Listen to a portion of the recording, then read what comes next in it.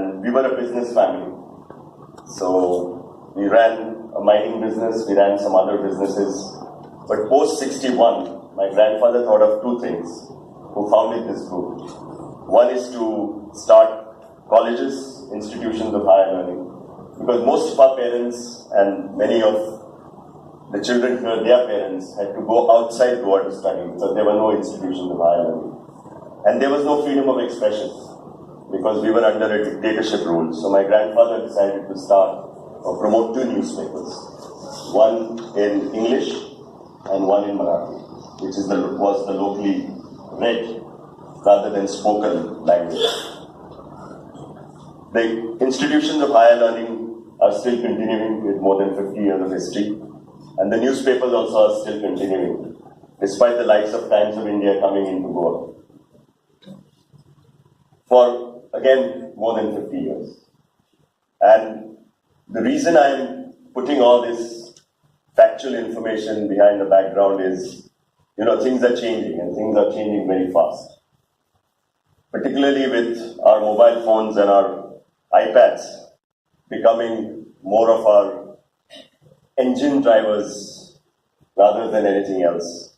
Virtually, we run our offices, our institutions, our schools today on an iPad and a mobile.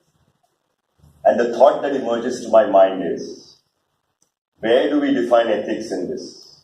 Ethics is a very loosely coined word.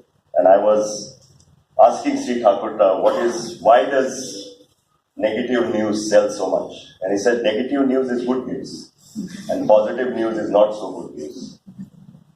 And this is the question that I'm posing, that when you have so many views around you, how do you formulate young mind? Forget about us, I'm nearing 50, so I'm a bygone product now, but lots of people who are sitting here are still in their 20s. And are they getting the right inputs to decide and to have? And the reason for reading so many articles is to formulate your own thought. But if you get so much of distorted information on an internet, or your mobile phone, or through social media, how do you formulate your own views?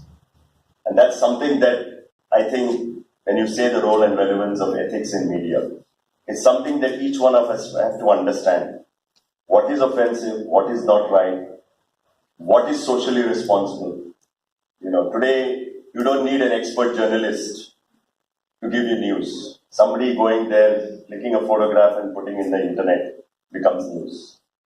So how do you define the role of ethics in such an environment? Is something that I have in mind, where I have no answer, but that's just a question. The other thing that I wanted to lay before is, what is a social topic? I remember 9 years back, I sold my mining business. It is a business that we had shareholders. It's a business that I was the largest shareholder.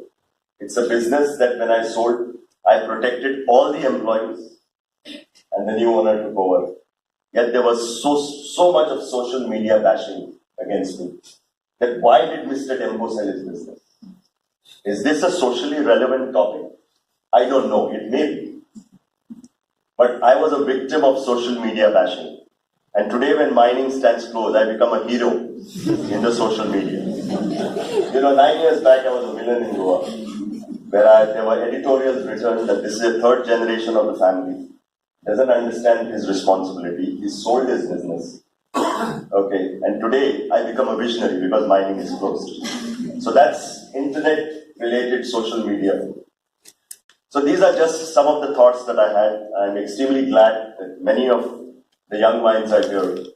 And I read that you are going to have a Young Scholars Day, I think today, which is, I think, brilliant. Because I think basically our hope is the next generation. Not my generation, your generation. And I feel that if you all become globally responsive and globally cultured and globally understanding citizens, I think our country has a great future. Because we are a population which is young, we are a population which is progressive. I think India, wrong, right, with whatever political ideology you belong to, is a fast-growing nation, very, very progressive, and the world is scared of us. But I think media has a big role to play in terms of giving you that projection, giving you that image that India should carry. With these few words, once again, a warm welcome to both our esteemed guests, and I hope you have wonderful deliberations. Thank you.